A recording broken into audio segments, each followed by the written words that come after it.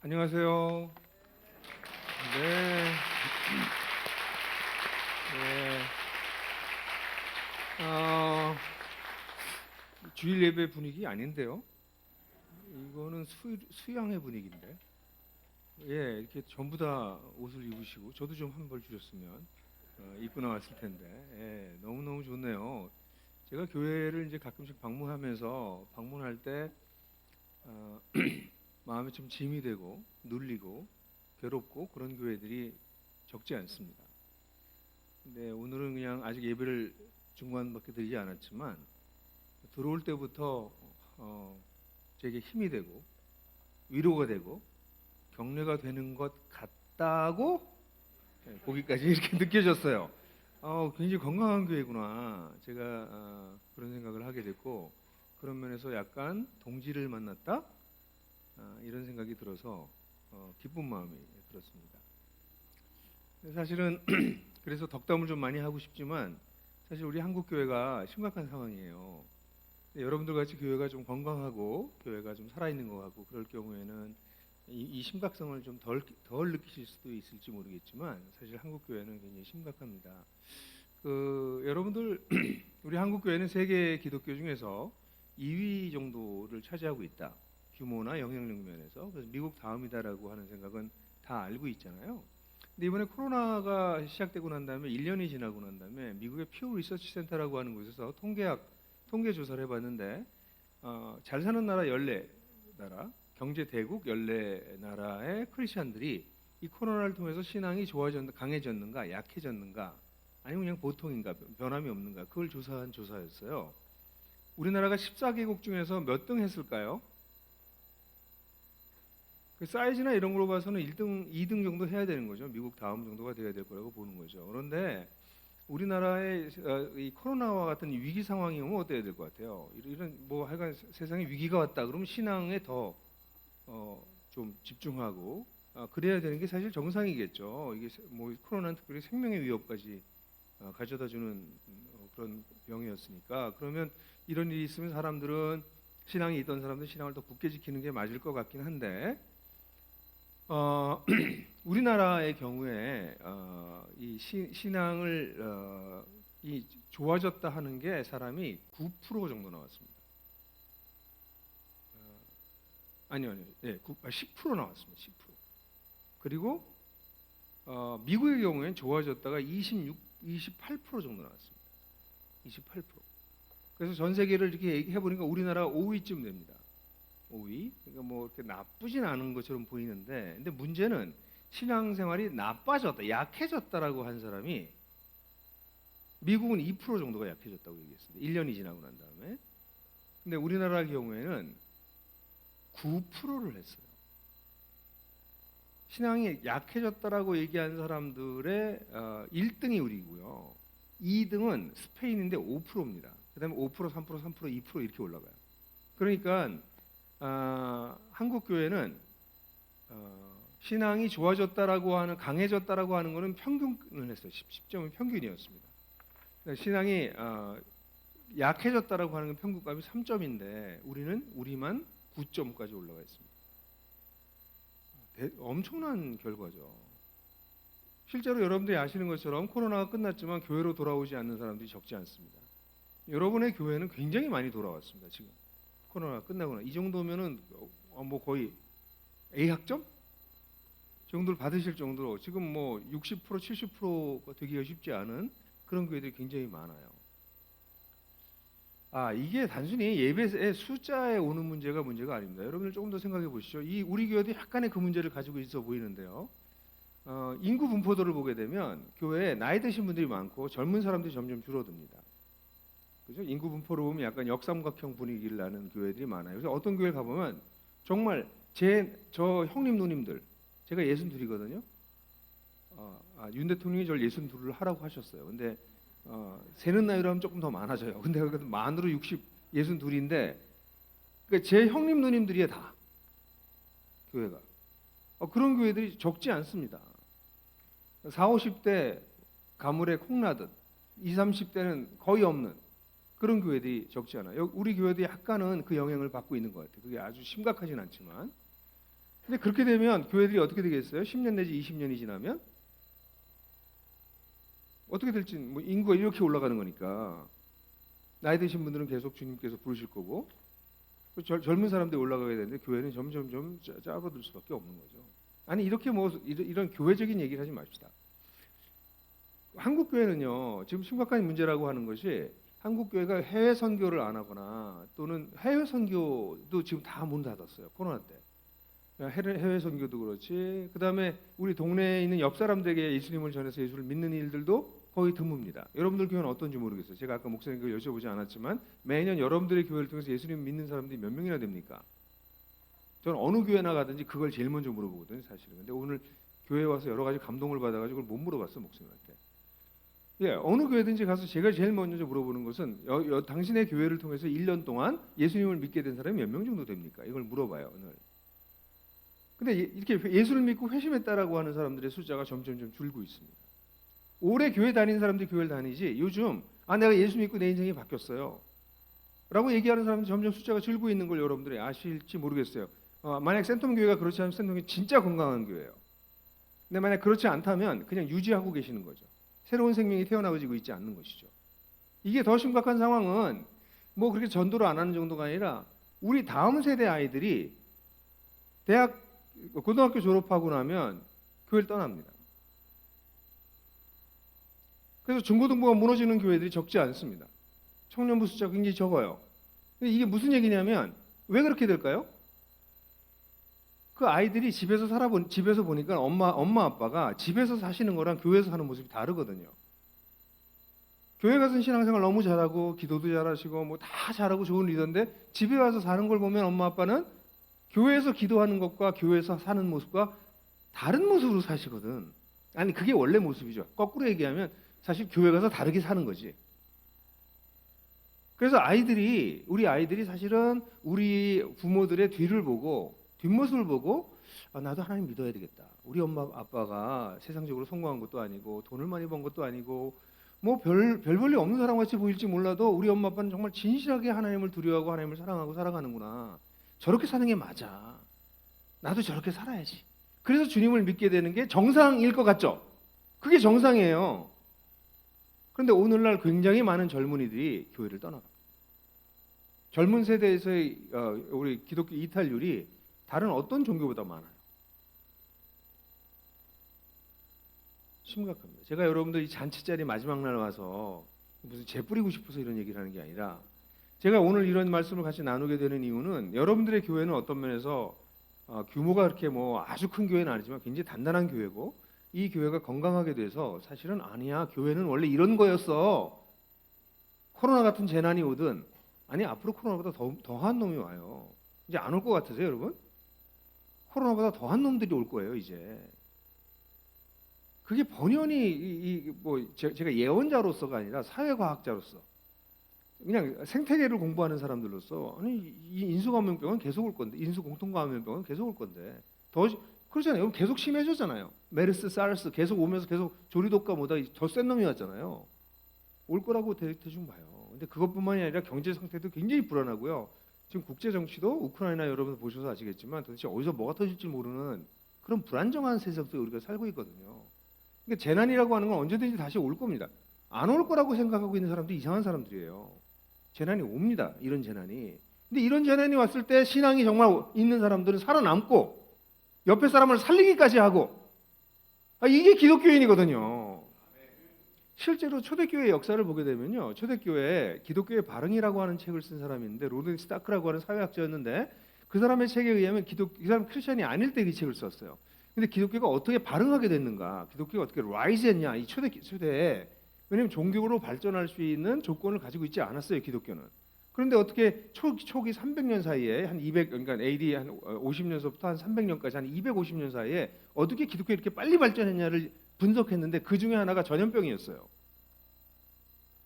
지금 전염병은 치명률이 높진 않은데요, 이 코로나는 옛날에 전염병은 도시의 반이 죽어나가는 경우들도 있었어요. 도시에서 전염병이 돌면 20-30명이 죽는 건 흔한 일이었습니다. 그럼 도시에서 전염병이 돌면 사람들은 의사로부터 시작해서 그 도시의 기득권자들은 전부 다 지방으로, 시골로 다 낙향하고 다 도망갑니다. 이번에도 코로나 있었을 때 셀럽들이나 일부가 뭐 요트 타고 자기 섬으로 가고 뭐 그래서 비난받았잖아요. 그런 것처럼 다 의사까지 다 가버려요. 근데 거기 남는 사람도 있습니다. 거기 남아서 가족도 버리고 간 사람들을 치료하고 시체도 막 버리고 가거든요. 그럼 그 버려진 시체를 매장하고 묘를 해서 매장해줘. 그러다가 본인도 병에 걸려서 죽기도 하고. 근데 어떤 사람은 안 죽어. 우리는 알죠, 과학적으로. 왜 안 죽어요? 항체가 생긴 거지. 항체가 생긴 사람은 안 죽지. 근데 그때는 그걸 몰랐죠. 기적이죠. 그러니까 이 전염병이 끝나고 나면 사람들이 돌아와서 거기서 극진한 간호를 통해서 살아난 사람들, 자기 부모 가족도 버렸는데 자기를 그리고 도망갔는데 자기의 사랑하는 사람들을 급해서 버리고 도망갔는데 그걸 매장해 준 사람들, 그게 다 그리스도인들이었어요. 초대 교부들의 글에도 그렇고 로마 황제의 글까지, 기독교를 박해했던 황제의 글까지도 어떻게 기독교인이라고 하는 이상한 이단 종파가 우리 로마 시민들보다 더 훌륭하냐 라고 얘기할 정도로. 그래서 전염병이 쓸고 지나가고 나면 그때마다 기독교인의 숫자가 느는 거예요. 이들을 봐라, 진짜 사람을 사랑하는구나, 이웃을 사랑하는구나. 그게 기독교였어요.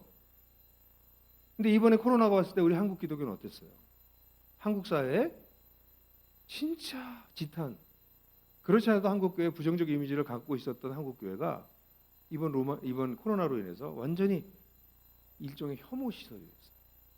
이렇게 교회가 건강하고 큰 교회는 그런 걸 못 느끼실지 모르지만 작은 교회들은 거의 그 동네에서 혐오 시설 비슷하게 됐습니다. 끔찍한 상황. 자, 이런 상황이 정상적인 걸까요? 저는 사실은 고등학교 1학년 때 예수님을 만났어요.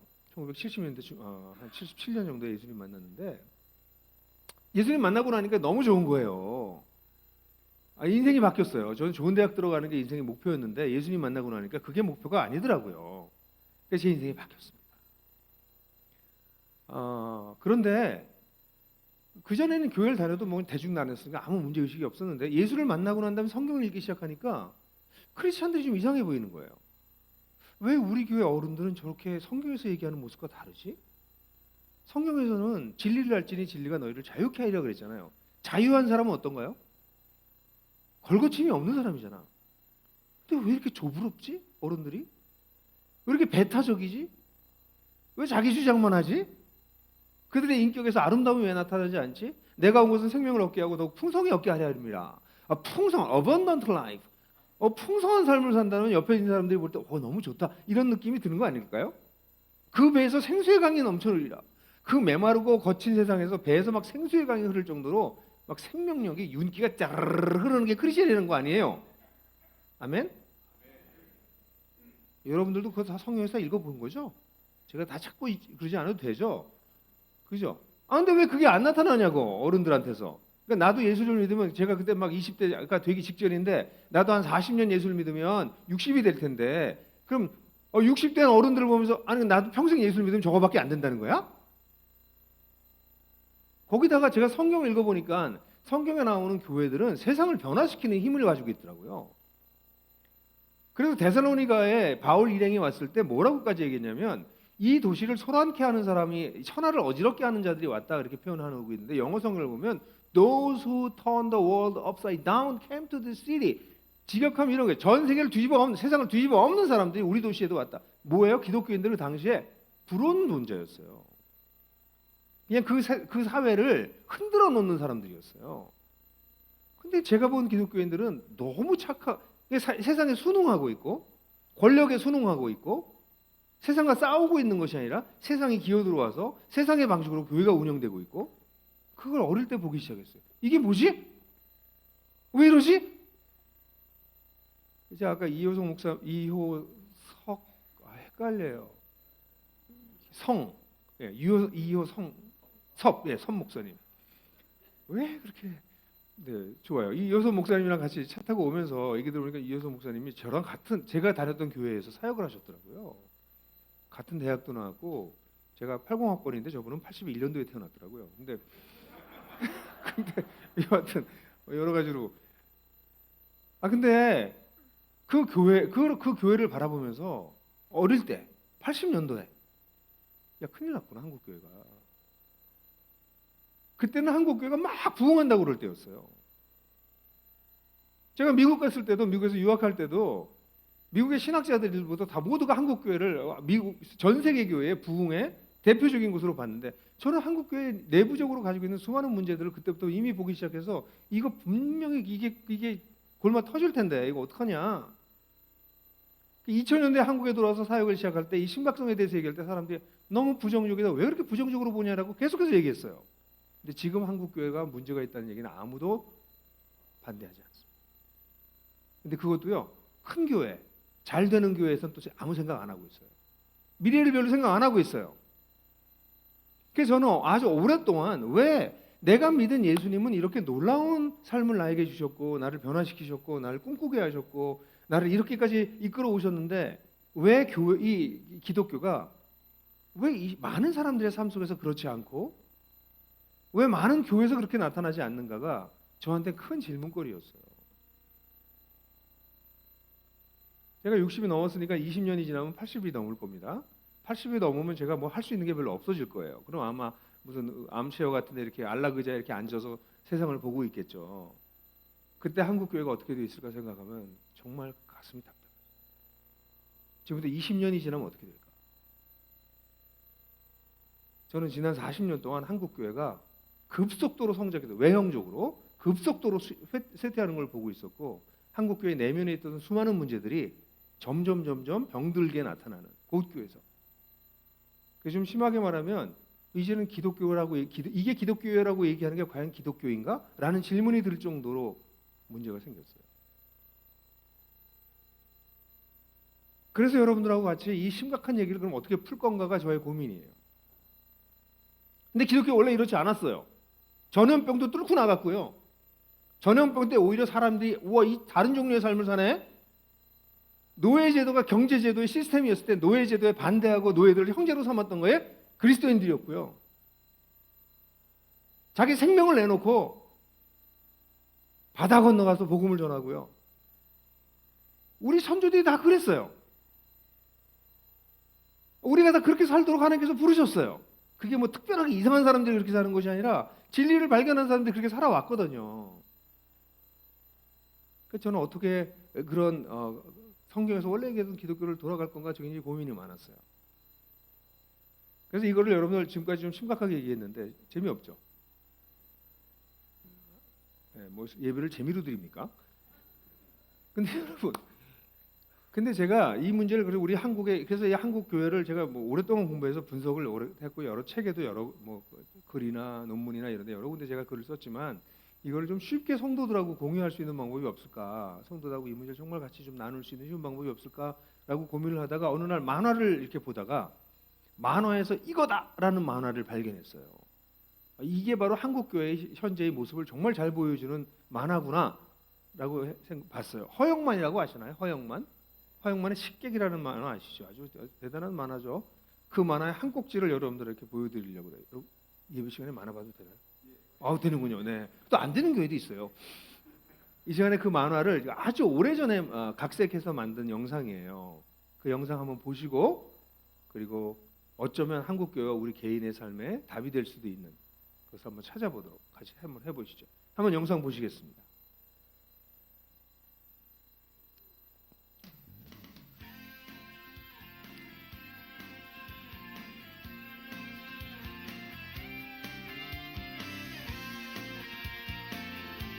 일본 잡지 편집부의 간부들이 한국에 온단다. 국장님은 우리를 불러놓고 무슨 음식을 대접할까 물었다. 그러고는 자기가 대답한다. 한국적인 한정식으로 하자고.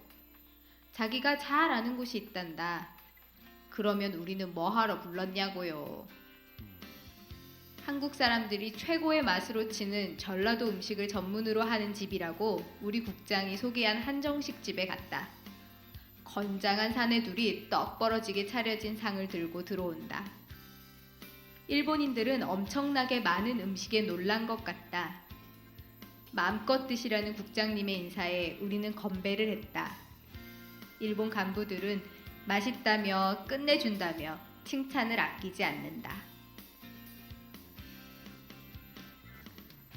스즈키상이 나의 음식 칼럼을 읽었다며 인사를 한다. 나는 그에게 갑자기 궁금해졌다. 스즈키상도 맛있습니까? 머뭇거리던 스즈키상. 솔직하게 이야기하겠습니다. 이 반찬 숫자에만 신경을 쓰다 보니 음식이 개성과 성의가 없음이다. 구운 생선과 호박전은 딱딱하게 굳었고 밥은 식어서 냄새도 없고, 준비하신 여러분께는 죄송스러운 말씀이지만 이 집 음식은 맛이 없다고 감히 말드리느니라. 다른 일본인 간부들은 미안해서 어쩔 줄을 모른다. 우리 국장님도 놀라기는 마찬가지다. 나도 스즈키상의 의견에 전적으로 동의했다. 그렇죠. 그릇의 숫자로 한정식을 평가할 때가 많은데 정작 젓가락이 가는 반찬은 몇 가지가 안 되거든요. 한정식은 형식에 그치기 쉽다는 단점을 그대로 보여주고 있습니다. 이것 하나만 먹어도 제대로 먹었다 싶을 정도의 키포인트가 이 테이블 위에는 없어요. 내 말에 스즈키상은 구구절절 맞는 말이라며 박수를 치고 나를 제대로 된 푸드 칼럼니스트라며 치켜세운다. 그 옆에 나를 갈구는 국장님이 보인다. 아, 나는 죽었다. 갑자기 국장님이 큰 소리를 치신다. 그래서 내일 저녁 식사는 우리 회사에서 맛을 제일 잘하는 마칼럼니스트 김진수 기자가 책임을 지고 모시도록 하겠습니다. 아, 정말 나는 죽었다. 식탁 위에 키포인트. 내가 말해놓고도 내가 뭘 알겠냐고요. 한국 음식 중에 제일 중요한 것은 뭘까? 이런 젠장 대입 수능보다 더 어렵다. 나는 고민하다가 어쩔 수 없이 나를 졸졸 따라다니는 자칭 식객 그 사람을 찾아갔다. 그가 나에게 답을 내어주었다. 나는 그들을 한옥으로 초대했고 한복까지 입고 나와 인사했다. 그들이 내가 준비한 이 음식을 정말로 맛있게 먹고 오랫동안 한국 음식의 맛을 기억해 주기를 바라는 마음으로. 네, 오세요. 김치, 김구이, 간장, 된장찌개. 이게 전부 다냐며 국장이 깜짝 놀라 나를 매서운 눈초리로 흘겨본다. 아닙니다. 한 가지 더 있습니다. 그것은 밥입니다. 국장님은 펄펄 뛰며 난리가 났다. 뭐야? 밥이 당연히 있어야 되는 거 아니야? 김 기자, 아니 이걸 손님 대접이라고 하는 거야? 혹시나 했더니 역시. 오 부장, 지금이라도 다른 음식 좀 알아봐. 가만! 이 밥 냄새는 어제 한정식의 밥 냄새가 아닌데. 스즈키상의 혼잣말이 들렸다. 세상에, 이렇게 맛있는 냄새가 날 수 있나? 이렇던 식욕이 살아나고 있어. 따끈따끈한 열기가 입안에 꽉 차면서 느껴지는 밥맛이 뭐랄까, 베토벤 9번 교향곡의 사악장을 듣는 것 같은 기분이에다. 베토벤 교향곡? 푸하하. 사람들은 웃으면서 밥을 먹어보기 시작한다. 김에다 싸서 간장을 조금 찍어 먹고 김치를 먹고. 그들은 제대로 된 그 밥맛에 놀랐다. 오, 밥과 김치와 된장국. 한국 음식의 참맛을 봤다고 자부할 수 있는 순간이다. 이번 한국 여행은 오늘 저녁 식사를 위한 여행이었다. 이런 음식을 준비해 주신 미스님께 감사드립니다. 우리는 밥상을 받으면 눈으로 반찬의 종류를 세어보고 난 뒤 입으로 반찬의 맛을 보면서 식사를 한다. 식사가 끝난 뒤 반찬의 맛을 따지면서 잘 먹었다, 못 먹었다를 결정한다. 이때 섭섭해하는 주인이 있었는데 바로 밥이다. 우리는 밥의 맛을 잊었다. 밥이 맛있으면 김치 한 가지로도 밥 한 그릇을 맛있게 먹을 수 있다. 밥상의 주인은 밥. 자칭 식객이 내게 알려준 답은 진짜였다.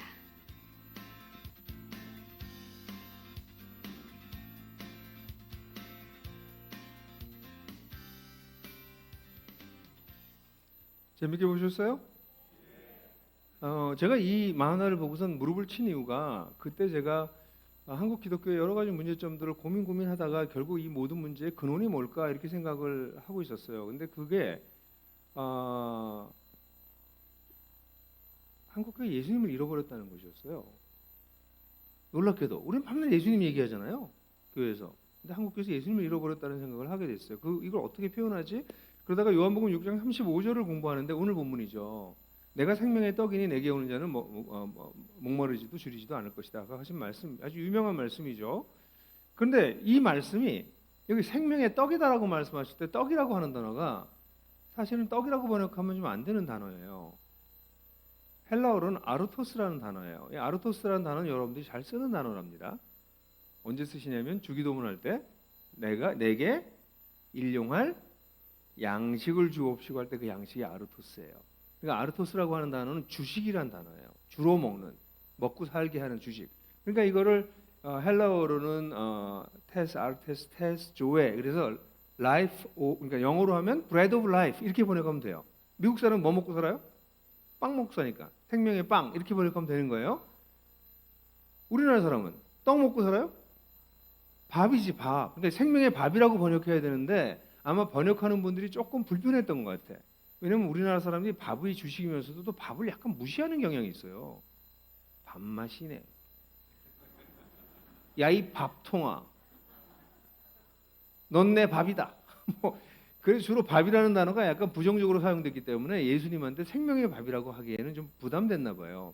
그래서 생명의 떡이라고 했습니다. 그래서 마치 가끔 먹어도 되는 것처럼. 일단 밥은 하루 3끼 먹어야 되는 거잖아요. 한 2번은 먹어야지 최소한.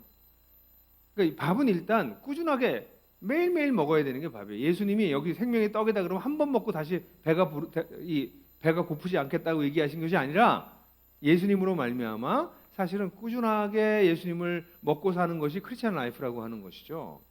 그래서 이 생명의 밥이라고 하는 것을 놓쳤기 때문에 예수님이 생명의 밥이 더 이상 아닌 거예요, 그리스도인들한테. 그래서 이게 심각한 문제구나. 이게 한국이 밥이라고 하는 밥맛을 잃어버린 거랑 너무 닮았어요. 예를 들어서요. 한국 사람들이 왜 밥맛을 잃었냐면요. 반찬이 너무 기름져졌습니다. 반찬이 너무 많아졌어요. 근데 반찬은 여러분들이 아시는 것처럼 밥 반자에다가 찬자는 옆에서 돕다, 찬조하다 할 때 찬자입니다. 다시 말해서 반찬은 밥을 먹기 위해서 존재해요.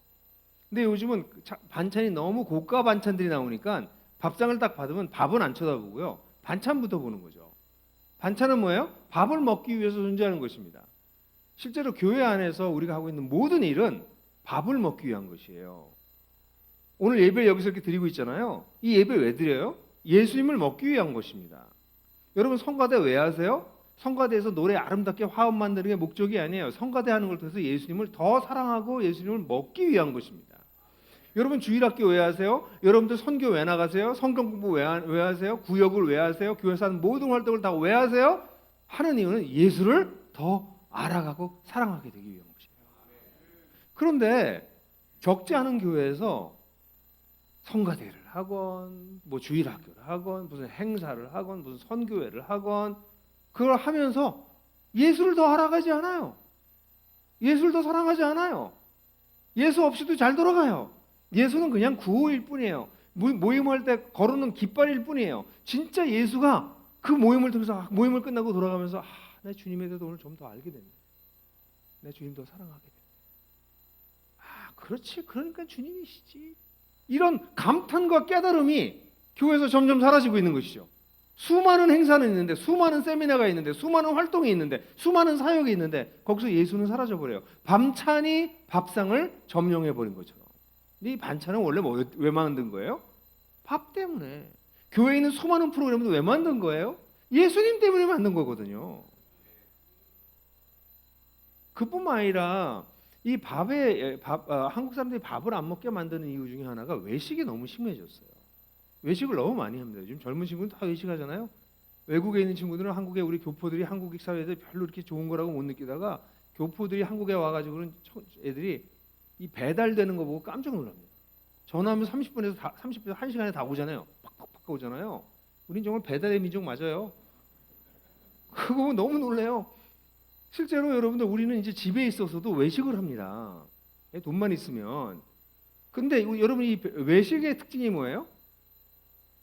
달고 짜고 자극적이고 기름 있고, 그래서 먹으면 맛있어요. 또 먹고 싶어. 근데 그걸 계속 먹으면 어떻게 되죠? 성인병에 걸립니다. 한국교도 마찬가지예요. 옛날에는요, 여러분 여기 연세 드신 분들이 계시니까 저랑 조금 얘기가 통할 것 같아요.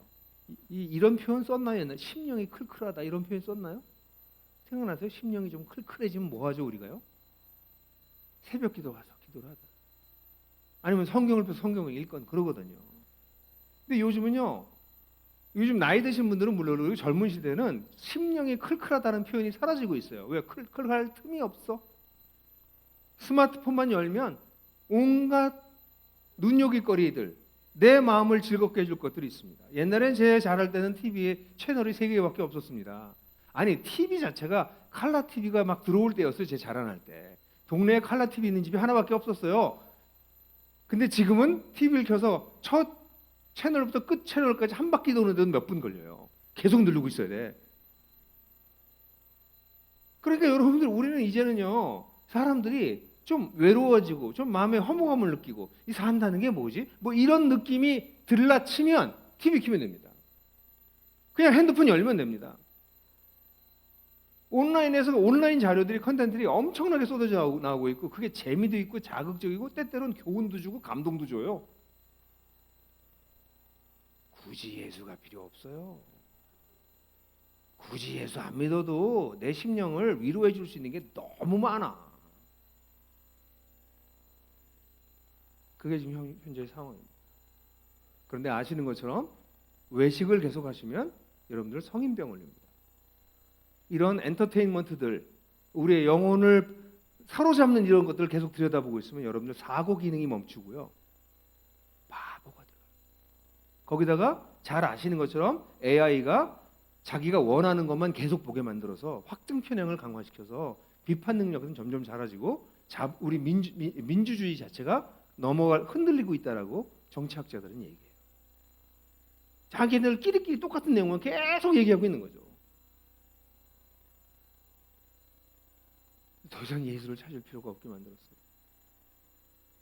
여러분들 예수를 얼마나 찾으세요? 성경을 자주 읽으시나요? 억지로 읽는, 억지로. 그뿐만 아니라 더 심각한 문제는 전기밥솥입니다.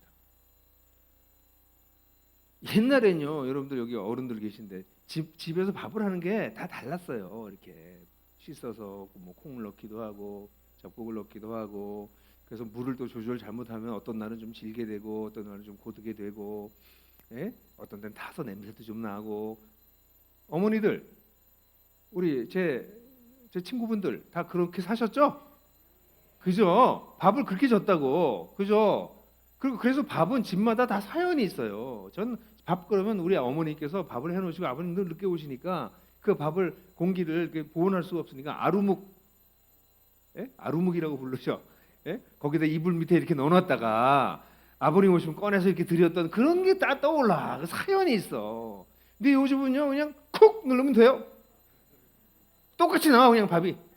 아주 스탠다드라이즈된, 완전히 딱 실패하지 않은 완벽한 밥이 딱딱 나와요. 거기다 더 심각하게 만든 건 햇반.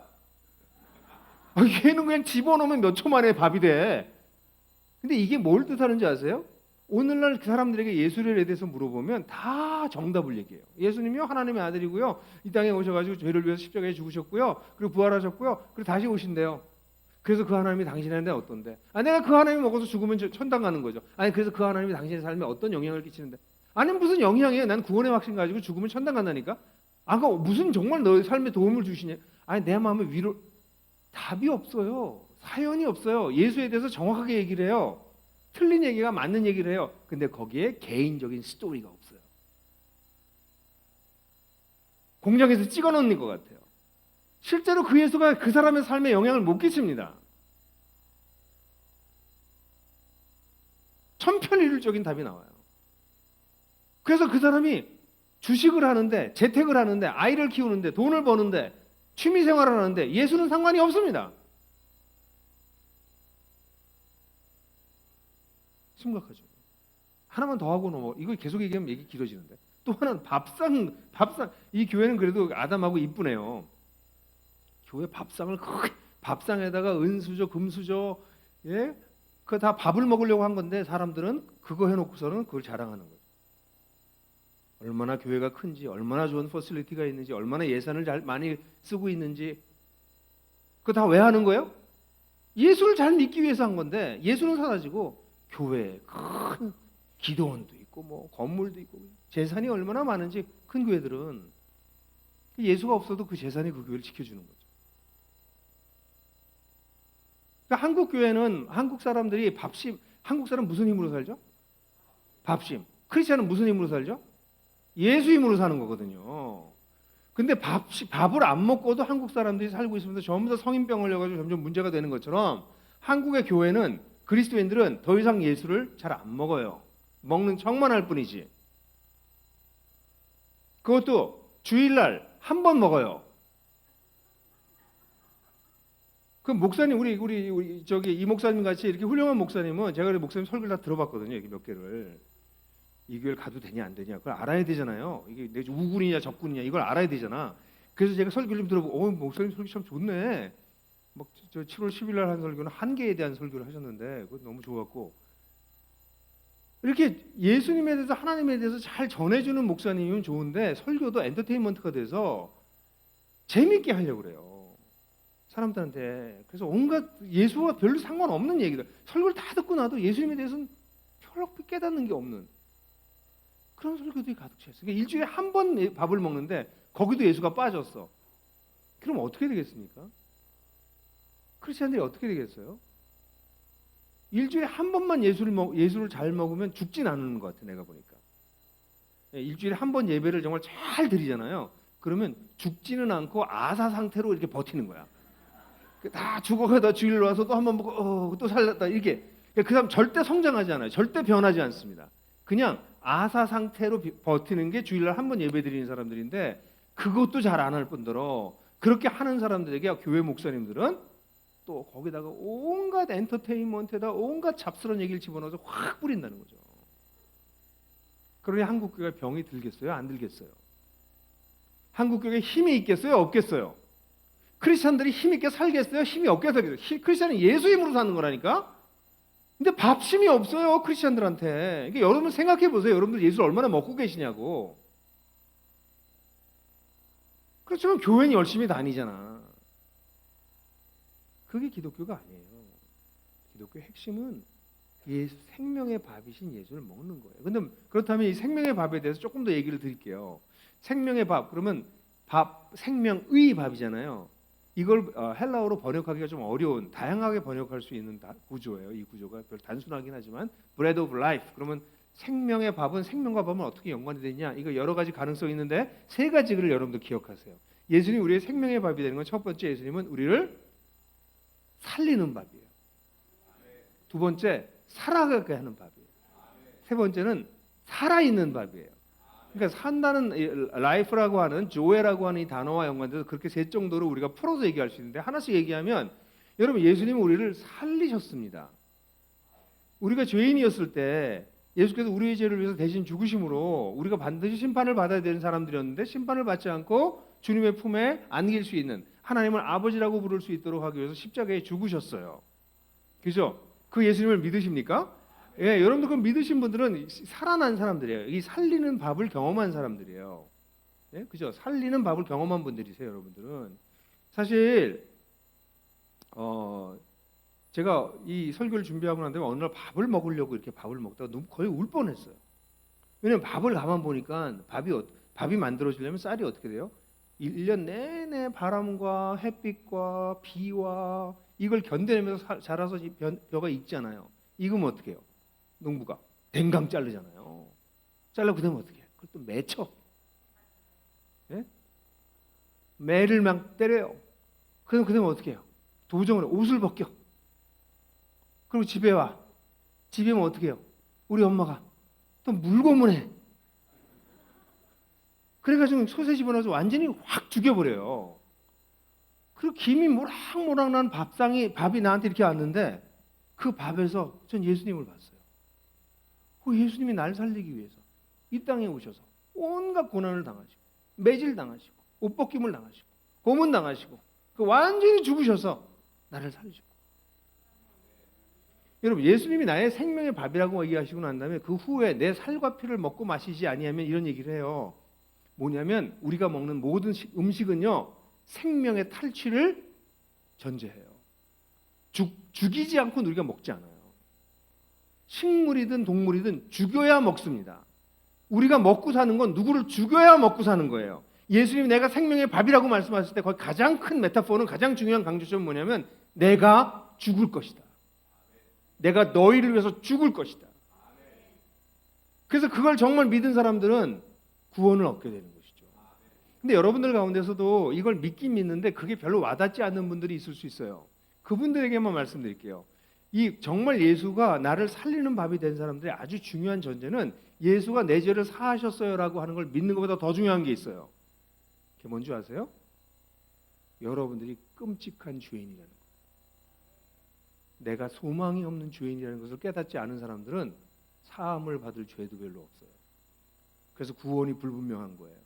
어메이징 그레이스 밤낮 노래 부르지만 나 같은 죄인, sinner like a wretch, 쓰레기 같은 죄인 사람.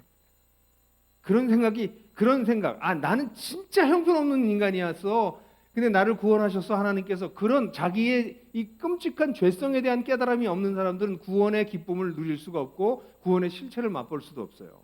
이런 생각을 하는 거죠. 뭐 내가 죄인은 죄인이지. 그렇지만 나보다 나쁜 사람 너무 많은데. 나보다 정말 형편없는 인간들 너무 많은데 왜 나보고 자꾸 죄인이라고 그러지? 아, 나도 뭐 죄인은 죄인이지. 세상에 완전한 사람이 어디 있어? 그러면서 나도 죄인은 죄인이지. 그런 건 기독교가 아니에요. 기독교의 죄가 뭔지 아세요? 윤리적으로 뭔가 잘못하거나 사회적 규범을 어긴 것이 죄가 아니에요. 기독교의 죄는 하나님과의 관계된 것입니다. 다시 말해서 하나님이 우주와 내 인생의 주인이세요. 네? 하나님이 나를 존재하게 하셨고요. 이 세상을 존재하게 하셨고요. 이 모든 것의 주인이십니다. 하나님이. God-centered. 하나님이 가운데 계셔야 됩니다. 그런데 인간은 그 하나님이 우리 인생의 가운데 계시지 않게 밀어버립니다. 그리고 거기에 누가 들어가요? 내가 들어가요. SIN이라고 하는 죄라고 하는 단어의 가운데 있는 알파벳이 뭐예요? I죠. I. S-I-N. I잖아요. I-centeredness. 아주 상징적인 얘기죠. 내가 중심이 되어 있는 게 죄입니다. 그 사람이 아무리 고상한 삶을 살든 그 사람이 약간 착한 삶을 살든 그 사람이 인류에 이바지했던 국가의 발전에 이바지했건 그가 하나님이 주인이 아니고 자기가 주인인 사람들을 성경에서는 죄라고 얘기합니다. 그걸 아세요? 그걸 모르는 사람들이 많아요. 그래서 어떤 사람이 저한테 와서 이렇게 얘기를 해요. 아니 목사님, 크리스천보다 훨씬 의롭게 사는 사람들이 많아요. 그 사람들도 죄인이에요? 아이고, 기독교에 기초도 안 돼 있구나. 기독교가 뭔데요? 왕이시고 주인이신 하나님을 무시하는 게 죄인 것입니다. 여러분, 내 몸, 내가 가지고 있는 경제적인 능력, 내가 가지고 있는 지적인 능력, 나의 외모, 이 모두가 다 하나님이 주신 거예요. 맞나요? 이게 다 내 거가 아니에요, 여러분. 여러분들 부자들을 부러워하지 마세요. 부자들은요, 그 엄청난 재산을 하나님께서 주셔가지고 그걸 관리하라고 주셨는데 그걸 지 걸로 알고 있는 거예요.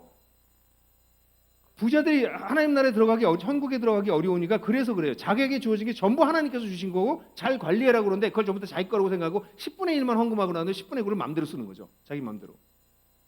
여러분, 회사에서 한 3천만 원 정도 횡령해 보세요. 어떻게 되세요? 회사에서 잘리는 건 둘째 문제고요. 형사고발 당하세요. 3천만 원 정도면. 고작 3천만 원으로 내 인생이 얼마짜리라고 생각하세요? 나에게 준 생명이 얼마짜리라고 생각하세요? 이게 1억쯤 될까요? 10억쯤 될까요? 이게 돈으로 계산될까요? priceless, 영어로. 가격을 매길 수 없는 게 우리 인생이에요. 우리한테 하나님께서 다 주셨어, 이거를. 나한테. 왜? 네가 잘 관리해라. 근데 이걸 내 것처럼 살아. 내 인생을 내가 횡령한 것이죠. 당신 인생이 아니었거든. 그게 하나님 거였거든. 근데 자기 마음대로 쓰고 있는 거예요. 주일날 교회나 한번 가고 10분의 1 헌금하고 다 했대. 웃기는 소리지. 기독교가 문제가 여기 있는 거예요. 기독교의 죄는 뭘 얘기하는 거냐면 세상의 주인이 하나님이세요. 내 인생의 주인이 하나님이세요. 근데 그걸 횡령했다고. 우리가 3천만 원 횡령해도 쇠고랑을 차는데 자기 인생을 횡령하고 배임했는데 살아날 길이 있다고 생각하세요? 자, 자기가 죄인인 것을 깨닫지 못한 사람은 예수가 나를 살렸다는 얘기가 레토릭이에요. 그냥 상징이고 그냥 멋있는 말이고 그냥 수사일 뿐이에요. 그러나 그렇구나. 내 인생의 주인이 하나님이신데 내가 그 하나님을 무시하고 내 마음대로 인생을 사는구나. 이게 죄의 본질이구나라는 깨달은 사람들은 야, 이거 살아남을 길이 없네. 이렇게 엄청난 횡령을 하고 살아남는다고요? 아, 당신이 착한 일을 조금 한다고 해서 그 횡령이 바뀔 것 같아요? 뭐 1억을 헌금한다고 당신이 뭐 큰 대단한 일을 한 것 같아요? 당신 인생 자체를 횡령해 버렸는데. 여러분, 죄를 깨닫지 못하면요, 예수가 나를 살렸다는 의미가 없어요. 한국 교회 수많은 사람들이 이 용서받은 것에 대한 기쁨, 사죄의 기쁨을 누리지 못하는 이유는 죄를 제대로 설명해 주지 않아서입니다. 제가 이 얘기를 계속할 수는 없어요. 왜냐면 2개 남았으니까. 더 중요한 게 여기 계신 분들은 대부분 그래도 죄의 심각성을 깨닫고 주님을 믿고 죄사함을 받으신 분일 거라고 생각해요. 근데 만약에 그렇지 않은 분들은 목사님이나 전도사님이나 찾아가셔야 돼요. 쉬운 단순한 문제 아니에요. 교회 오래 다닌다고, 교회 헌금 많이 한다고, 교회에서 활동 많이 한다고 구원받는 거 아니에요. 죄의 심각성을 깨닫기 전에는 누구도 살아나지 못합니다. 그 사람을 그 죄 때문에 예수께서 죽으셨는데. 그러니까 제가 어릴 때 이걸 깨닫지 못했을 때 이상하더라고요. 교회만 가면 나보고 죄인이래. 제가 중학교 때 저는 모범생이었어요. 저는 크게 뭐 잘못한 게 별로 없어. 제가 볼 때 자꾸 죄인이라는 거예요. 나보고. 전 죄인이 누군지 알아요. 학교 가보면 죄인들이 있어. 쟤는 분명히 죄인이야. 근데 교회 가면 나보고 죄인이래 자꾸. 거기다가 더 내가 죄송해요. 웃겼던 건 그 죄 때문에 예수님이 죽으셨대. 아니 뭐 그것이 죽기까지 하시나. 내가 뭐 잘못한 게 뭐. 제가 생각할 때 죄는 그때 어떤 거였냐면 그 옛날에는 요즘 그렇게 너무 많았지만 여성지에 이렇게 보면 그 죄송해요. 여성들 속옷 뭐 브레이저 이런 거 뭐 스타킹 이런 거 나오면 그런 거 이렇게 어머니 여성지 보면서 훔쳐보면서 가슴이 콩당거렸던 거 그런 게 약간 죄로 느껴졌었어요. 제가 뭐 컨닝도 안 하죠. 뭐 거짓말도 별로 안 하죠. 내가 무슨 죄인이냐고. 근데 나보고 죄인. 그리고 그것 때문에 내가 그 여성지 좀 이렇게 엄마 몰래 이렇게 본 거 그것 때문에 죽었대 예수가. 아니 뭐 그거 가지고 죽으셔. 그러니까 돌아가셨다니까 고맙긴 한데 그 뭐 그렇게까지 하셔야 되나 이해가 안 갔어요. 근데 제가 예수를 믿게 된 결정적인 것은 고등학교 1학년 때 내가 예수님을 종이 호랑이 취급했다는 걸 알게 됐어요. 여러분 리움 박물관에 가면 송하 맹호도라는 그림이 있습니다. 요만한 그림인데요. 여러분 아마 학교를 다니셨으면 다 아시는 그림이에요. 호랑이가 소나무 밑에서 이렇게 하고 꼬리를 탁 들고 있는 요만한 그림입니다. 그 그림을 보면요, 새 필로 털을 쫙 수천 번 해가지고 진짜 대단하게 그렸어요. 그래서 그 그림을 이렇게 가서 보면 와, 이 털 봐라 정말 손을 대면 찔릴 것 같은데. 와, 이 눈 봐, 어떻게 이게 눈이 부리부리 하고 막 저 호랑이 좀 잘생기기까지 했네. 이야, 이러죠. 진짜 호랑이가 나타나 봐요. 그 앞에 가서 야, 이거 털 봐라 이거. 야, 이거 이빨 봐라 이거. 그래요? 진짜 호랑이가 나타나면 냅다 도망가야지. 예? 내가 하나님을 그러고 있더라고. 하나님을 종이 호랑이 취급하고 있더라고. 그게 죄라는 걸 고등학교 1학년 때 깨달았어요. 하나님을 무시했구나. 하나님을 능멸했구나. 하나님을 모욕했구나. 그래서 제가 그때 예수가 나를 위해서 죄를 위해서 돌아가셨다는 걸 깨달아졌어요. 그것이 죄의 본질입니다. 그래서 여러분들 가운데 이게 불분명하면요, 아무리 헌금 많이 하셔도 다 헛수고한 거예요. 목사님 찾아가세요. 이거 선명해져요. 오후에 제가 관련돼서 자료들도 좀 알려드릴 테니까 혼자 책을 보시든 어떡하시든 이거 정리하고 넘어가셔야 됩니다. 그래서 일단은 예수가 뭐라고요? 우리의 살리는 밥이야. 그런 분들은 예수 생각하면 영적으로 건강한 상태만 유지하고 있으면 눈물이 나는 거죠. 일단 마지막에 날 위해서. 제가 예수 믿은 지 지금 50년이 다 돼가는데 지금도 예수님 생각하면 나 같은 그 예수를 믿고 난 다음에도 이 자기 중심성은 계속 있어서 이제 때문에 하나님이 돌아가셨구나 이걸 계속 깨닫게 되거든요. 죄가 깊은 곳에 은혜도 깊어지는 거죠. 그죠? 자, 여기서 계속 머물다간 안 끝나겠어요, 예배가. 두 번째는요, 예수는 우리를 살게 하죠. 그래서 살렸어. 그래서 하나님과의 관계가 회복됐어요. 그럼 살아났어. 그래서 이제 구원의 확신을 하고 죽으면 천당 가는 게 기독교가 아니라고. 기독교는 매일매일 사는 게 중요한 것입니다. 예수가 왜 생명의 밥이냐면 왜 밥이 돼서 매일 먹여줘서 내가 그 힘으로 살게 만드시냐면 매일매일 사는 게 기독교이기 때문에 그래요. 근데 기독교를 잘못 받아들이면 고나마 엉터리로 예수 믿고 죽으면 천당 간다고 믿고 세상 사는 건 별로 안 중요해요. 그러니까 세상 사람들이랑 똑같이 사는 거예요. 예수는 살아가게 하는 밥이에요. 살리는 정도가 아니라 우리를 살게 하는 밥, 살게 하는 밥. 우리를 어떻게 살게 할까요? 예수님이 우리를 살게 하는 것의 아주 핵심적인 것은 예수님이 우리에게 무엇을 가르쳤냐에 있어요. 예수님은 단순히 오셔서 십자가에 죽으려고 오셨으면 그 3년 동안 가르치실 필요가 없죠. 그죠? 예수님은 가르치고 보여줬어요. 뭐를 가르치고 보여줬나? 예수님의 중심 사상이 뭐예요? 제가 한번 물어볼게요. 여러분들이 하나 둘 셋 하면 한꺼번에 대답하세요. 옆 사람이 혹시 대답을 아는 사람들은 프락치일 가능성이 있으니까 조심하세요.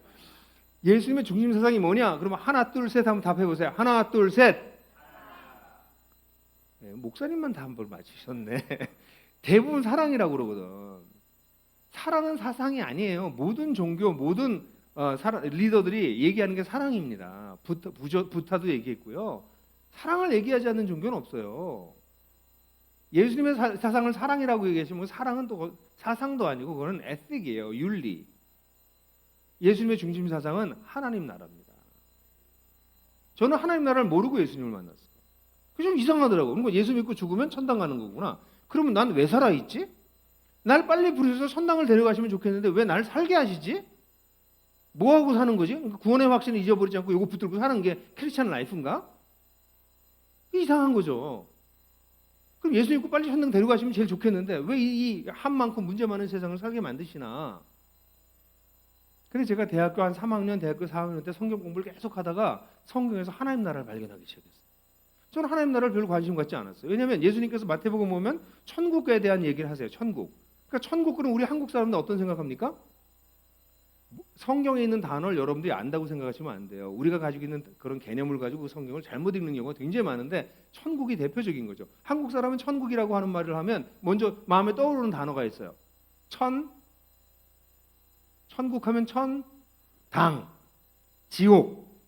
그죠? 천당과 지옥이라는 개념이 있는데 천당은 죽으면 가는 데예요. 그러니까 천국 그러면 이건 죽으면 가는 데구나라고 딱 생각을 해요. 근데 마태복음이면 천국이라고 됐지만 마가복음이나 누가복음으로 넘어가면 똑같은 내용인데 거긴 천국이라고 안 하고 뭐라고 그러죠? 하나님 나라라고 그래요. 그러면 이게 천국이 아니라 하나님 나라구나. 그렇다면 이건 다른 개념이네. 같은 개념인데 다르게 표현한 거구나라는 걸 알아차기 시작하고 그러면 이게 천국이라는 건 죽으면 가는 게 아니라 뭐 다른 것이겠네라고 생각하면서 성경 읽어야 되는데 한국의 그리스도인들이 성경 읽을 때 생각을 안 해요. 생각을 꺼. 지성을 꺼요. 그리고 그냥 무조건 읽어. 거기다 여러분들 대단한 믿음이 하나 있는데요. 어떤 믿음이냐면 나는 성경을 읽어도 이해 못해. 그런 믿음이 있어요. 그래서 성경은 어차피 목사님이 설명해 주셔야 돼. 난 어차피 몰라. 그래서 여러분들이 줄친데를 보면 여러분들이 이해 안 돼요. 성경을 그렇게 읽으시면 안 돼요. 성경은 이해하라고 준 책입니다. 하나님이 이해하라고 준 책이에요. 질문하셔야 돼. 끊임없이. 그래서 천국이라고 하는 단어가 마태복음에 나왔으면 그다음에 마가복음에 가서 천국이랑 하나님 나라가 같네? 그럼 이게 뭐지? 라고 질문해야 되는데 대부분 마태복음 읽다가 마가복음까지 가지도 않고 마태복음에서 마가복음 넘어가고 난 다음에 마태복음 읽은 거 다 잊어버리는 거지. 그 질문도 안 하고. 아니 여러분 질문하셔야 돼. 끊임없이 질문해. 성경 읽으면서. 근데 하나님 나라가 예수님의 중심 사상이에요. 그럼 하나님 나라가 뭘까요? 와, 그거 지금부터 제가 얘기해야 되나요? 제가 대학교 4학년 때 그걸 발견하고 제가 평생 하나님 나라를 공부하고 있어요. 대단하구나. 하나님 나라 한마디로 얘기하면 하나님 나라는 죽어서 가는 것이 아니라 하나님 나라는 하나님이 다스리시는 새로운 삶의 방식인데 하나님께서 다스리시는 새로운 시대인데 이것이 우리가 죽으면 오는 것이 아니라 예수님이 죽으시고 부활하심으로 이미 시작됐다는 것입니다. 하나님 나라가 시작됐다는 거예요. 그러니까 우리는 어떤 사람들이냐면 우리가 살고 있는 세상은 어떤 세상이에요? God centered가 아니라 self centered. 자기가 중심인 세상이에요. 아까 얘기한 내가 I centered 세상이야. 여기 우리가 다 살고 있어. 근데 하나님 나라가 시작되면 그 하나님 나라의 가장 중요한 특징은 God centered. 하나님이 중심인 세상인 거죠. 하나님이 중심인 새로운 시대가 열린 거죠. 그런 시대하고 이 시대가 지금 어떻게 있어요? 겹쳐 있어요. 이따 2부 제가 오후 시간에 더 자세하게 설명해 드릴게요. 이 두 가지가 겹쳐 있어요. 그러니까 우리는 발을 딛고 사는 세상은 어떤데요? I centered. 자기가 중심인 세상이에요. 그런데 우리는 어디에 예수를 믿고 어디에 속하게 됐어요? 이미 시작된 하나님 나라에 속하게 되었다고. 우린 이중 국적자예요. 어떤 면에서. 아니 정확하게 하면 우리의 국적은 우리의 소속은 하나님 나라에 속해 있고 우리는 이 땅에 나그네로 살고 있는 것입니다. 그게 베드로전서의 중심 사상이에요. 우리가 나그네다. 우린 여기 속하지 않았다. 우린 저기에 속했다. 그러니까 우리는 이 세상을 살 때 이 세상 사람들하고 똑같이 뭐 돈 벌고 일하고 애 키우고 다 비슷비슷해 보이죠. 왜냐면 이 세상에 사니까. 그런데 우리를 이끌어가는 가치관과 방향은 이 세상과 달라요. 이 세상은 뭘 추구해? 끊임없이 네가 제일 중요해. 네가 전부야. 너 중심으로 생각해. 이 세상 무서운 세상이 됐어요. 이제 네가 다 결정해. 그게 시대의 사상이 돼버렸어요. 옛날에는 그러지 않았어요. 야, 민족을 생각하자, 정의를 생각하자, 뭐 역사를 생각하자 이런 거대 덤론이 있었는데 이젠 그런 거 안 물어봐. 야, 네가 제일 중요해. 무시무시한 세상 속에 살고 있는 거죠. 모든 문화가 글로 돌아가고 있어요 지금. 그런 세상 속에서 아니야, 하나님이 중심이셔. 하나님이 주인이셔. 그럼 하나님이 주인이시라면 어떤 삶을 하나님께서 이 땅에 원하시고 살기를 바라실까? 그걸 꿈꾸고 살아내게 하는 것이죠. 하나님 나라를 발견하면 발견할수록 내가 어떻게 살아야 될지가 선명해집니다. 근데 하나님 나라를 모르면, 이 시작된 하나님 나라가 선명하지 않으면 우리를 주변에서 우리를 세뇌하고 우리를 끊임없이 이 땅에 발붙이고 살게 만드는 이 자기중심적 세계관과 가치관이 우리를 지배합니다. 하나님 나라를 모르면 크리스천답게 살 수가 없어요.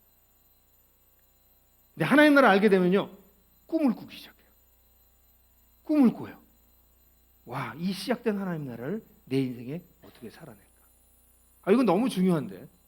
제가 그래서 책도 여러 권 썼는데 하나님 나라의 도전이라는 책, 오후에도 제가 설명하겠지만 하나님 나라의 도전이라는 책이 하나님 나라를 가장 쉽게 설명한 책이고요. 청년들을 위해서 청년은 때가 찼다 이런 책도 썼어요. 마가복음 1장 15절을 강의한 구절인데요. 근데 청년의 때가 찼다 이렇게 했더니 어른들이 안 읽더라고. 그래서 자꾸 출판사에서 책을 어른들을 위해서 좀 다시 내자 이런 얘기를 하고, 청년들이 어른들도 읽어도 되는데 제목이 그러니까, 그래서 제목을 바꿀까 생각 중이에요. 어른들아 때를 놓칠라 이렇게 책을 써야 되나 이런 생각을 해요. 아니 굉장히 중요합니다. 예수님의 중심 사상을 공부하셔야 돼요. 여러분, 내가 예수님의 제자예요. 그런데 그래? 그럼 예수님의 중심 사상이 뭐야? 너의 스승의 중심 사상이 뭐야? 잘 모르는데. 그게 어떻게 제자야? 사랑. 아니 이게 무슨 제자예요? 자기 스승의 사상을 모르는데 어떻게 제자가 됩니까? 아니 예수님이 당신의 주인이라며, 당신의 주인이 추구하고 가르쳤던 가장 중요한 가르침이 뭐예요? 라고 물어보면 사랑이고 그냥 예배드리고 하는 거. 아니 그 정도 수준이면 도대체 어떻게 살아날 수가 있겠냐고. 이 땅을 가르침을 모르는데. 그게 단순하지 않아요. 예수님이 이게 너무나 중요했기 때문에 여러 비유로 얘기하셨고 오셔서 돌아가실 때까지 하나님 나라만 가르쳤습니다. 그래서 교회에서는 우리가 예수님을 먹는다는 얘기는 끊임없이 예수님이 가르치시고 시작하신 하나님 나라에 대해서 듣고 배우고 꿈꾸는 것을 의미해요. 여러분들이 예배 끝나고 돌아갈 때 이 내가 살고 있는 이 자기중심적인 세상, 하나님이 없는 것처럼 보이는 세상 속에 하나님의 다스림이 어떻게 나타날 수 있을까? 나를 통해 어떻게 나타날 수 있을까? 하나님이 주인인 모습이 어떤 방식으로 나타나기를 하나님께서 원하실까? 이런 꿈과 거룩한 부담감을 가지고 교회를 나가서는 것이죠. 그러니까 다시 말해서 신앙생활은 여기서 하는 게 아니에요, 여러분. 지금 옆에 사람 한번 잠깐 보실래요? 한번 슬쩍슬쩍 보세요. 괜찮죠? 그죠? 다들 괜찮죠? 지금 상태가 제일 좋을 때야. 지금 상태가 제일 좋을 때예요. 이게 여러분들 신앙생활이 아니에요. 여러분들의 신앙생활은 여러분들 집에 가서 여러분들이 살고 있는 모습이 여러분들의 신앙이에요. 여러분 직장에서 살고 있는 모습이 여러분들의 신앙생활이에요. 목사님이나 제가 아무리 설교를 멋있게 해도 집에 가서 우리 아이와 배우자가 나를 평가하는 게 내 신앙이에요. 다시 말해서 신앙생활은 여기에서 하는 게 아니고요. 여기서는 뭐 하는 거예요? 쉬는 거예요. 우리끼리잖아. 다 하나님 믿는 걸로 치는 사람들이 모였잖아. 여기 적군이 없어. 다 아군이잖아요. 그러니까 우리는 여기 와서 뭐 하는 거야? 쉬는 거야. 그러니까 쉬다가 졸기까지 하잖아. 너무 쉬워가지고. 근데 여기서 쉬고 여기서 뭐 하는 거야? 서로 격려하고 난 다음에 그다음에 저 예배가 끝나고 난 다음에 예배당을 나서면서 밖으로 나가면 그때부터 신앙생활이 진짜 시작되는 것입니다. 그때부터 주님과 함께 세상을, 이 하나님 없는 세상 속에서 하나님이 주인이시오, 하나님이 통치자시죠, 하나님이 새로운 일을 시작하고 계셔. 그걸 정말 말로가 아니라 진짜 살아내려고 걸어 나가는 사람이 예수가 나를 살아가게 하는 밥이라고 얘기하는 자들이죠. 그런 사람들은요, 예수님이 살아있는 밥이에요. 예수님은 십자가에 죽으시고 부활하시고 난 다음에 사라지신 분이 아니라 그분의 영으로 우리와 함께 계세요. 그러니까 하나님의 성령을 간절히 추구하는 이유는 이 세상을 그냥 세상 사람처럼 살 사람들은 성령이 필요하지 않아요.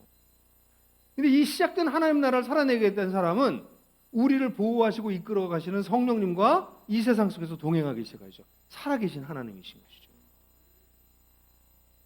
여러분들과 같이 계세요. 여러분 떠나지 않으세요. 정말 예수님을 받아들이고 예수님을 주인으로 영접하신 분들은 우리의 엄청난 축복이 있는데 그분은 우리와 함께 계세요. 나를 아세요. 내 기도를 들으세요. 기독교는요, 기도 응답받는 종교가 아니에요. 내 기도를 들으셨으면 끝나는 거예요. 전 뭐 해달라고 별로 기도 많이 안 해요. 사역적인 면에서 기도하지만 저를 위해서는 별로 기도 안 해요. 왜 해요? 자기 아들을 아끼지 않고 나에게 내어주신 분이 나의 아버지이신데, 자기 아들과 함께 모든 것을 선물로 주시길 원하시는 분이 내 아버지인데 내가 그걸 뭐 이렇게 써서 얘기를 해야 주시나? 내 아들이 대학생들인데 걔네들이 아버지 이번 달에 용돈을 주셔야 돼요. 안 주면 안 줘? 이번에 학자 등록금 내야 되는데 아버지 이번에 등록금을 주셔야 된다고 막 40일 금식을 해야 내가 줘? 기도 안 하면 안 줘요? 그런 거 기도하지 마세요. 우리는 먼저 그의 나라와 하나님 나라를 구하는 기도하기에 시간이 모자르지. 그러다가 어쩌다가 주님 지난번에 말씀드린 거 잊어버리셨나? 그거 저한테 중요한데요. 그거 좀 신경 써주세요. 끝. 뭘 소리를 지르면서 막 하나님 시끄러워하세요. 우리에게 있어야 될 걸 우리보다 더 하시는 분이 우리 아버지세요. 그러니까 그분이 살아계시다고 날 너무 아세요. 너무 잘 아세요. 그러니까 그분과 함께 동행하면서 하는 거예요, 같이. 이분들이 안 믿는 것 같네. 여러분들 여기 나가실 때 여러분들이 인식하고 이거를 깨닫지 못해서 그렇지 성령님이 여러분들과 함께 계세요. 그분과 함께 사는 삶을 배워나가야 돼요. 네? 자, 여러분, 이런 예수님을 여러분들이 생명의 밥으로 알고 계시면 어떻게 될까요? 힘이 난다니까? 크리스찬들이 힘이 없는 이유는요, 밥을 안 먹어서 그래. 종교 활동을 열심히 하는데, 온갖 교회 활동은 열심히 하는데 재미가 없대. 힘이 안 난대. 이거 왜 하는지 모르겠대. 예? 그런 소리 하는 사람들이 적지 않아요. 그분들의 얼굴이 행복하지 않아요. 왜요? 밥은 안 먹고 반찬만 먹고 있고 온갖 엔터테인먼트를 하고 있고 외적인 것만 하고 있으니까. 사랑하는 형제자매 여러분, 저는요, 여러분들 여기 계신 여러분들 한 분 한 분이 이 예수님을 생명의 밥으로 여겨서 하루에 매일 이 예수를 먹는 법을 배우게 되면 여러분들 인생은 여러분들이 놀라게 될걸요. 하나님이 이래서 날 찾아오셨구나. 날 죽으면 천당 보내려고 날 찾으신 게 아니구나. 그래서 여러분들이 누구보다 먼저 놀랄 거예요. 내 인생이 변화되고 있는 것을 통해서. 그러면 저처럼 한 60대잖아요. 그럼 한 20년이 더 기대가 돼요. 저 예수님을 먹고 산 지가 40년이 지났는데 40년 동안 주님께서 저를 너무 많이 변화시키셨어요. 물론 여러분들이 변화된 게 그 모양이에요. 이러면 내가 할 말이 없지만 진짜 엄청나게 변화됐거든 제가. 근데 제가 알아요. 제 아내가 알고 제 아이들이 알아요. 우리 아빠 진짜. 예? 근데 이 정도 되면요, 이제 20년 후가 기대가 돼요. 20년 더 주님을 먹고 살면 어떻게 돼 있을까? 크리스천들은 그래서 나이 들어가는 거가 슬프지 않아요. 나이가 들어가는 게 허무하고 아니요. 나이 든 것만큼 주님과 동행하기 때문에 나이 든 것만큼 사인이 생기고 나이가 든 것만큼 자랑스러워. 사랑하는 우리 센텀의 우리 성도 여러분, 예수가 여러분들을 정말 살렸는지 점검하십시오. 그걸 놓치시면 다 놓친 거예요. 만약 여러분들을 살리셨다는 게 확실하다면 여러분을 살게 하시는 하나님 나라에 대해서 지금부터 공부하십시오. 성경 다시 읽으십시오. 제 책이나 제가 쓰는 책과 설교는 전부 하나님 나라의 신학에 기초한 것입니다. 유튜브든 책이든 제가 책을 20권 정도 썼는데 다 그 얘기예요. 근데 얘기할 게 너무 많아. 지금도 책 쓰다 내려왔어요. 재난과 하나님 나라라는 제목 쓰고 있어요. 하나님 나라가 그냥 기승전 하나님 나라예요. 예수님 그거 가르치셨으니까. 여러분 공부하세요. 공부하면 할수록 여러분들 가슴이 뛸걸요. 와, 이런 거였어? 이게 기독교였어? 하나님이 이런 삶에 나를 부르셨어? 우리 교회를 그 속에서 역할을 하라고 부르신 게 그 헤드코트가 우리 교회야?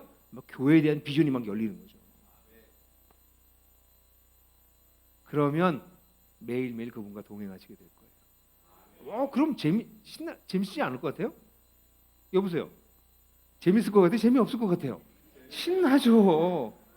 예수님이 나랑 함께 가시는데 난 그분과 같은 방향을 향해서 걸어가는데 거기다가 그 방향을 같이 걸어가는 동지들이 막 옆에 드글드글 되는 거예요. 네? 제가 오후에 좀 얘기해 드릴게요. 이게 어떤 일들이 실제로 벌어지는지. 저희 나들목교회 사례를 말씀드릴게요. 진짜 엄청난 일들이 벌어져요. 상상하기 어려운 일들이 벌어져요. 교회 안에서가 아니라 세상에서. 저는 그런 놀라운 축복, 생명의 밥을 누리시는 우리 센텀 장로교회 모든 성도가 되시기를 주님의 이름으로 축원합니다. 이 시간 한 번만 같이 기도합시다. 여러분들은 어느 부분을 붙잡으셔야 돼요? 셋 중에서. 나는 살리는 밥. 나를 살리셨는지 잘 모르겠다. 그럼 여기를 정직하게 기도하셔야 돼요. 난 살아났는데 살게 하는 밥을 내가 잘 몰라. 하나님 나라 잘 몰라. 그럼 하나님 나라 좀 제대로 배우겠습니다 라고 기도하셔야 되겠죠? 세 번째, 하나님 나라도 잘 알아. 그러면 나랑 매일 동행하시는 살아있는 밥이신 예수를 더 아셔야 되겠죠. 여러분 수준에 따라 다 달라요. 여러분들의 기도는 뭐예요? 다 대충 기도하지 마세요. 주님께 이 셋 중에 하나를 택해서 다 같이 한 1분 동안 자신을 위해서 기도하고 제가 축도하겠습니다. 같이 기도하시겠습니다. 아버지 하나님, 이 시간에 우리 센텀 장로교 형제님들과 함께 하나님 이것이 정말 주님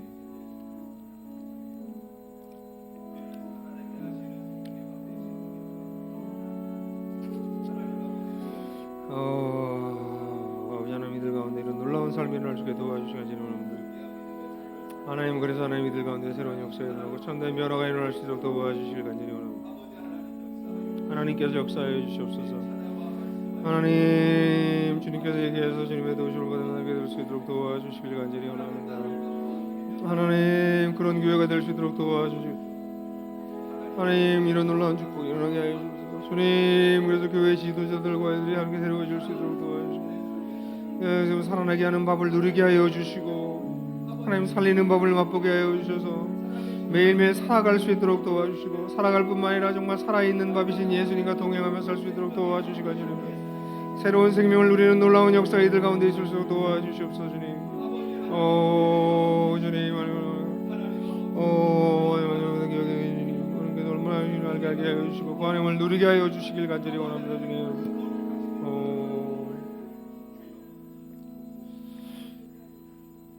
한 생명을 천하보다 귀중하게 여기시는 주님이십니다.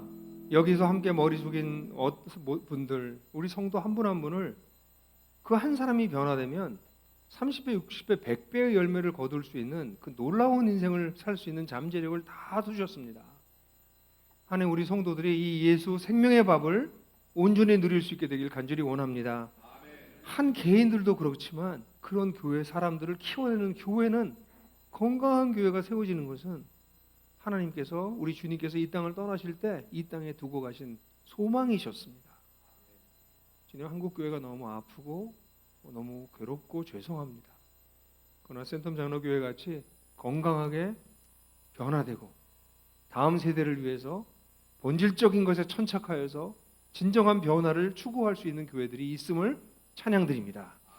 하나님 나라를 살아내는 공동체로서의 교회가 될 수 있도록 이 교회를 축복하시고 이끌어 주시옵소서. 지금은 성부 성자 성령 삼위 하나님의 사랑하심과 은혜 주심과 역사하심이 살리시는 밥이신 예수를 만나 구원을 얻고 살아가게 하시는 밥이신 예수님을 만나 하나님 나라의 비전으로 꿈을 꾸며 살아계신 주님과 함께 이 험한 세상을 살아가겠다고 결심하는 우리 사랑하는 성도들 위해 그리고 우리 센텀 장로교회에 지금부터 영원토록 함께 계시기를 축원하옵나이다. 아멘.